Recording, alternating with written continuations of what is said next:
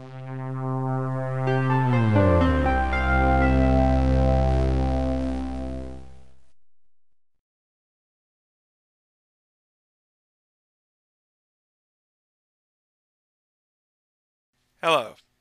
and welcome to an episode of ES Repair. I am your host, Mr. Fix-It. Every computer needs memory to run programs from data processing to playing games. There may be a time when you need to replace or add more memory to your PC, but where do you start? In this video, I will explain the need-to-know aspect of system memory. I will discuss the different types, how they compare, upgrade limitations, what they mean by multi-channel memory, and how to identify the memory in your PC. First, you need to understand the physical types of memory that are used in today's computers.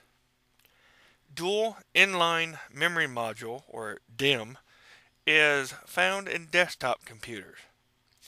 DIMM means the module has integrated circuits or chips and connections on both sides in a single line. Small outline DIMM, or abbreviated by SO in front of DIMM, an alternative to the DIMM, is found in laptops and notebooks due to space restrictions. These modules are about 1/2 the size of a DIMM. Registered memory is used in servers and computers with a large amount of installed memory.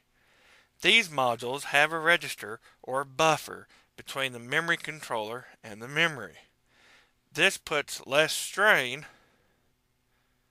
on the electrical load in the memory controller, allowing a stable system that has several memory modules. This is a representation of what I am referring to. As you can see, between the memory controller and the system memory is the circuitry. Registered memory is twice the size of a normal DIMM, are more expensive, have less memory capacity, and will not fit in a standard DIMM socket. Error correction code refers to the modules and the memory controller's ability to detect and correct errors during data transmissions. Not all motherboards support ECC. Registered and ECC modules will be labeled as such. Refer to your PC's documentation to determine if it supports these types. And as you can see in the picture above, there is a difference between the two sizes.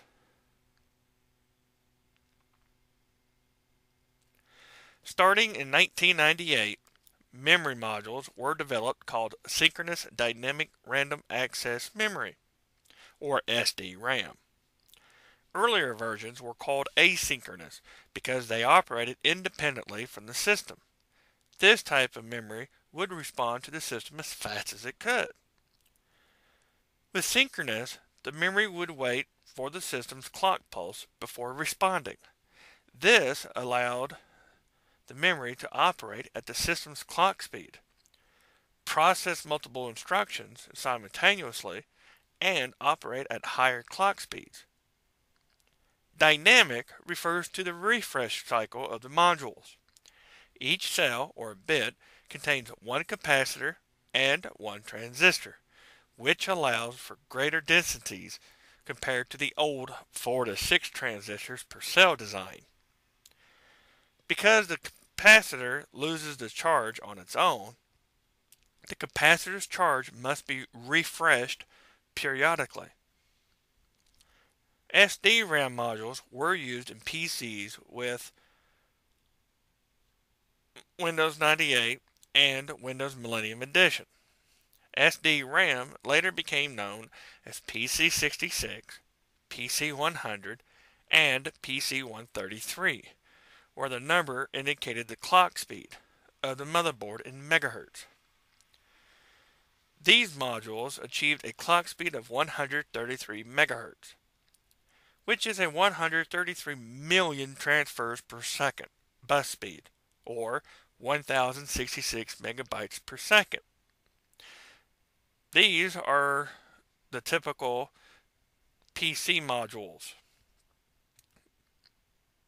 You have your SO-DIMM, which are 144 pin, and the regular DIMMs, which are 168 pins.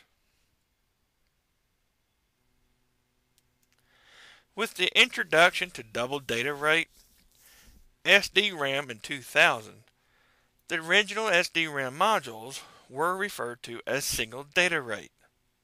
SDRAM because the modules only transferred data on the rise of the clock pulse. As you can see here, DDR memory can transfer data on the rise and fall of the clock pulse. This doubles the data transfers. Today, DDR achieved a maximum clock speed of 266 MHz. But because data can now be transferred on the rise and fall of the clock pulse, the bus speed is doubled to 533 million transfers per second, or 4,266 megabytes per second. DDR modules are classified as DDR, where the number that identifies the module's million transfers per second bus speed, and the PC with the number refers to the amount of data transferred per second. DDR memory found their way into graphics cards and didn't catch the mainstream until 2001. The clock speed, the megahertz, is the bus speed divided by 2. The clock and bus speeds are not to be confused. These are the available modules and the typical sizes or pins of each module.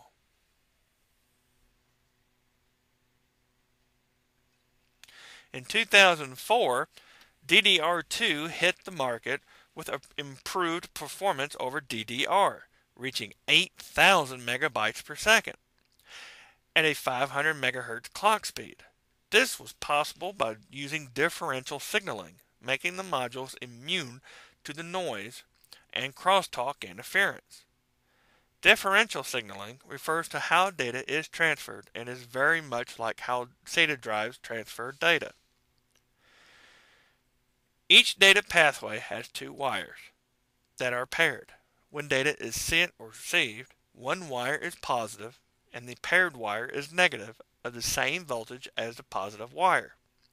For example, if one wire is 5 volts positive, then the paired wire has to be negative 5 volts. An added bonus was the voltage requirement. DDR memory used 2.5 volts. But with DDR2 memory, the voltage dropped to 1.8 volts, allowing the modules to consume less energy and produce less heat. DDR2 was also redesigned to double the internal data bandwidth.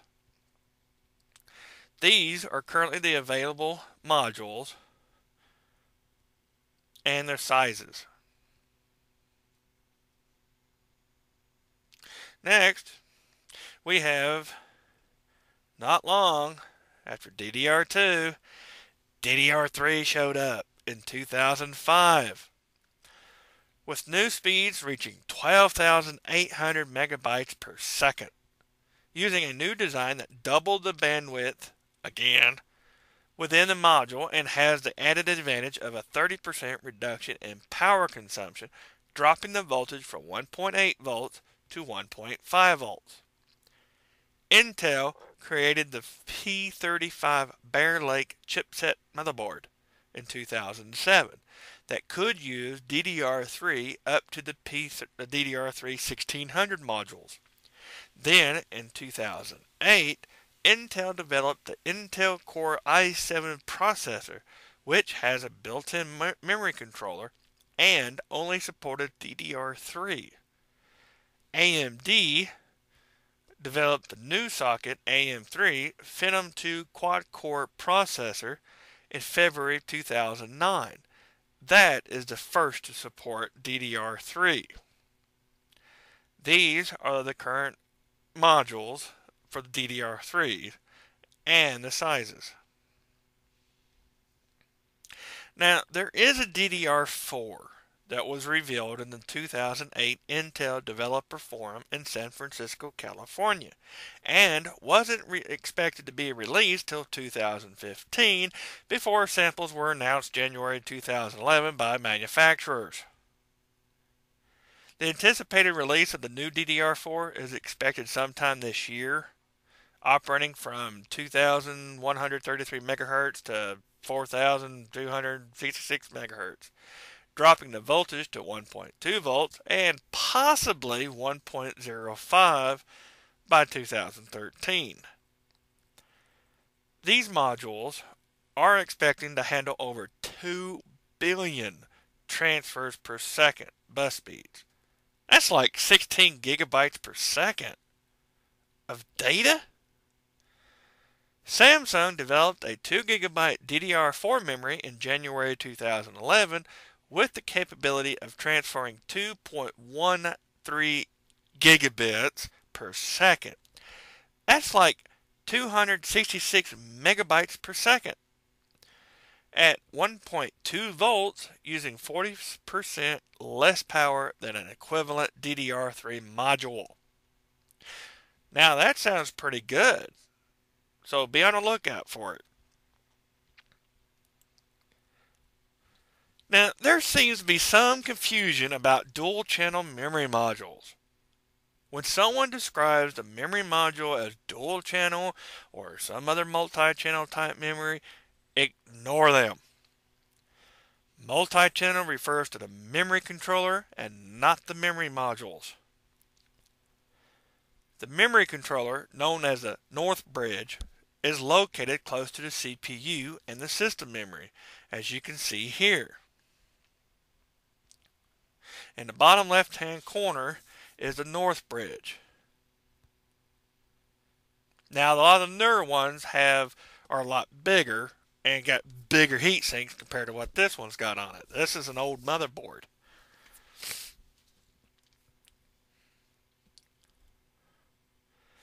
The memory controller regulates data flow between the CPU and system memory. The memory controller determines the type of modules, speed of the modules, the maximum size of each individual memory module, and the overall memory capacity of the system. Previous motherboards used a single channel that was 64 bits in width. Running intense memory hog programs often caused bottlenecks that hindered system performance because the memory controller couldn't keep up with the CPU. It created bottlenecks. To help improve system memory performance, newer motherboards started to use a new technology called multi-channel.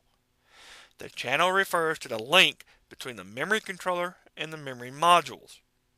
To minimize the effects, additional channels were added to increase data flow. The more channels, the more data that can be moved. For every channel that is added, the bandwidth is increased by 64 bits. Dual channel has two 64-bit channels, increasing the bandwidth to 128 bits. Triple channel is 192 bits wide, and the newest quad channel is 256 bits wide. To better understand how this works, let's assume the memory is running at 1,000 million transfers per second, which would be 8,000 megabytes per second, on a single channel. Dual channel would increase the throughput to 16,000 megabytes per second, because the bandwidth went from 64-bit to 128-bit. This is the benefit of having a multi-channel motherboard. To use this technology, the motherboard must support dual, triple, or quad channel. It's recommended the paired memory modules match in capacity, size, and manufacturer. Also, make sure the paired modules have the same number of chips on both sides. There are more technical stuff as to methods of how these multi-channel systems work, but I won't get into the in-depth details of it. I just want to explain the basic theory as how this works. Now, when buying memory for use in multi-channel systems, look for kits for the specific channel. When memory is sold in kits, like this one, they are not referring to the memory type at all, but rather a guarantee by the manufacturer that the modules are identical in every aspect to work in a multi-channel system. Kits are available in 2 gigabytes, 4 gigabytes, 12 gigabytes, and 16 gigabytes for dual, triple, and quad channel systems, depending on the amount of memory you are installing. Let's assume your PC supports triple channel, has 3 memory slots, supports maximum capacity of 12 gigabytes of DDR3 1600. You could buy a 12 gigabyte kit like this one. The kit would contain 3 4 gigabyte DDR3 1600 modules that the manufacturer guarantees these are identical modules. These modules will work in any PC that supports the memory type, including non-multi-channel PCs. It won't matter. It will triple channel memories will work in quad channel, it will work in dual channel. It don't matter. They don't refer to the memory module at all. All it does is guarantees that the memory in the package are identical to each other. That's all it means. Be sure to read the documentation that came with your PC or the motherboard to determine which sockets are paired. Not all motherboard manufacturers follow the same rule. You may also notice a column address strobe latency, also known as CL or CAS, when looking at memory specifications. On SDRAMs, the CL refers to the number of clock cycles that will pass before the module can respond to the memory controller's request. Starting with SDR modules, this latency was 2 clock cycles, or CL2, for a PC 100 module, which measures 20 nanoseconds. At 100 MHz, 1 clock cycle is 10 nanoseconds. As the clock speeds increase, the clock cycle becomes shorter, but the CL increases. The fastest known memory is a DDR3 2000. At 1000 MHz, a single clock cycle is 1 nanosecond, and with a CL7 module, the response time is 7 nanoseconds. This means that 7 clock cycles of 1 nanosecond each is the time it takes for the module to respond. When buying memory, use modules with the lowest CL of the supported memory type. Be advised that because the new module is 1600 MHz, even though your motherboard is limited to 1333 MHz, the system still operates at 1333 MHz and not be any faster because of the memory controller. Look at the motherboard to see the fastest memory clock speed that is supported and find that type with the lowest CL. Memory modules, including motherboards, listing the speed with an OC in parentheses next to it, ignore that speed. OC refers to overclocking the system, which occurs only under certain conditions that are not recommended. To overclock the system is to operate beyond the limits and should only be done by individuals with a full understanding of the risks involved. Identifying the modules can be done in different ways. You can visit your PC manufacturer's website and look up your model. Some PCs will advertise on the front as upgradable to such gigabytes with DDR type. You can visit a memory retailer's website, enter your brand and model in the memory configuration. This will list the supported memory for your system and sometimes indicate your motherboard's maximum memory capacity. You can search your motherboard online by its model number or its part number listed on the board, but the print may be too small. The last ditch effort would be to the removal of a module as shown here. Use caution when removing and handling the modules. They are sensitive to static electricity. Do not touch anything on the module or the electrical contacts. Only handle them by the edges as I have demonstrated in other videos. The tag on the module will give the module's size, type, the data transfer rate in megabytes, this is also called model, and sometimes the CAS latency. Not all memory modules will list the CAS latency, but some will. So if you do come across this one, make sure it's got the lowest possible. Finally, I have been mentioning several times the maximum memory you can install will depend on two things: the motherboard supported capacity and the operating system installed. Motherboards are available that can support a terabyte of memory, but those are only found in servers. Some manufactured home PCs motherboard will support 16 gigabytes as long as Windows Vista's or Windows 7's Home Premium 64-bit edition is installed. Both Windows Vista's and Windows 7's Home Basic 64-bit editions support 8 gigabytes of memory. Now, all of Windows XP's 64-bit versions supported 128 gigabytes of memory, which, if you ask me, doesn't make any sense.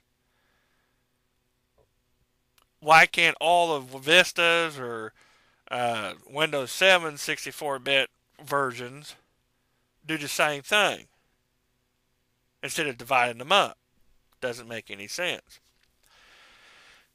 Now, as for the 32-bit versions, as I've said time and time and time again, none of them will support more than 4 gigabytes. It don't matter how many gigabytes your motherboard supports. 32-bit versions of Windows will not go higher than 4 gigabytes. Starter editions support even less. To access above the 16 gigabyte boundary, you will need a motherboard that supports the capacity and Vista's Business, Windows 7's Professional 64-bit editions or higher installed on the computer. Now, if you're not sure how much memory your operating system will support, you can go to Microsoft's website and do a search for supported memory by Windows release, and their website will show you every single Windows platform from the servers to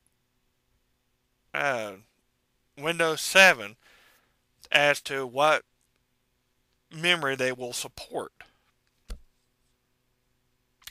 Well, this is your host, Mr. Fix-It. I hope that this video was helpful.